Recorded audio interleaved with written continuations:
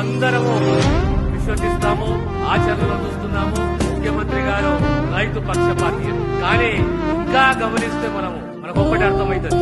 విద్య, education ప్రతి తెలంగాణ పిల్లవాడికి ప్రభుత్వ పరంగా నాణ్యతతో కూడిన నైపుణ్యంతో కూడిన విద్యను అందించాలనే తపన మన రాష్ట్ర ముఖ్యమంత్రి గారిది. కాంగ్రెస్ పార్టీ ఎప్పుడో సామాజిక న్యాయము, మహిళా సాధికారత, విద్య, పేదవానికి ప్రమాణాలతోటి నైపుణ్యంతో కూడిన విద్య, పేదవాని యొక్క ఆరోగ్య రక్షణ భద్రత ప్రభుత్వాన్ని మాది అని చెప్పి, అదే రకంగా సామాజిక భద్రతని సంపూర్ణంగా విశ్వసించేది, ఆచరణలో తీసుకొచ్చి నడిపించేది కాంగ్రెస్ ప్రభుత్వం, రేవంత్ రెడ్డి గారి ప్రభుత్వం. ఈ రోజు మన ప్రాంతంలో ఈ ఫ్యాక్టరీ రావడము, పంట మార్పిడి, తెలంగాణలో పంట మార్పిడి చాలా అవసరము. ఈ రోజు 2 సంవత్సరాల పైచిలకు సుమారు 1,10,000 కోట్ల రూపాయలు రైతులపైన వెచ్చించిన చరిత్ర రేవంత్ రెడ్డి గారి కాంగ్రెస్ ప్రభుత్వానికి. సుమారు 70,000 పోస్టులు భర్తీ చేసిన చరిత్ర కాంగ్రెస్ ప్రభుత్వానికి. అందులో ఆరోగ్య శాఖకు సంబంధించి 10,000 పోస్టులు, ఇంకా రాబోయే కాలంలో